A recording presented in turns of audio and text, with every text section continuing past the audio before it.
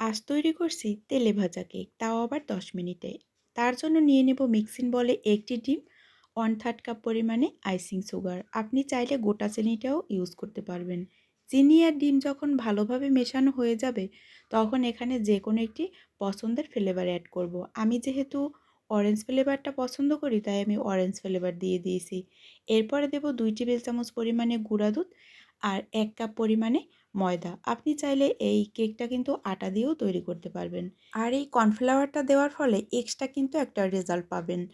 এখন যখন কর্নফ্লাওয়ার দেওয়া হয়ে যাবে, তখন দিয়ে দেব 2 টেবিল চামচ পরিমাণে রান্নার রেগুলার তেল। এইটা কিন্তু অবশ্যই দিতে হবে। এখন সব কিছু একসাথে মিশিয়ে ডো বানিয়ে নিতে হবে। ডোটা যাতে একদম শক্ত না হয়, আবার একদম নরম ক্যাতক্যাতে না হয়, সেই দিকেও লক্ষ্য রাখতে হবে। ডোটা যখন মাখানো হয়ে যাবে, তারপর হাতে একটু তেল লাগিয়ে এখন ছোট ছোট লেচি কেটে কেকের শেপ দিয়ে নেব। আর কেকগুলো ছোট ছোট করে বানালেই বেশি ভালো হয়, ভেতরটা আর কাঁচা থাকে না। এখন ভাজার জন্য এদিকে যথেষ্ট পরিমাণে তেল নিয়েছি, আর তেলটা কুসুম গরম অবস্থায় থাকবে। তারপরে কেকগুলো দিয়ে হালকা নাড়াচাড়া দিলেই দেখবেন কেকগুলো একদম গোল্ডেন কালার হয়ে গেছে। তৈরি হয়ে গেল আমার মজাদার বিকেলের নাস্তা।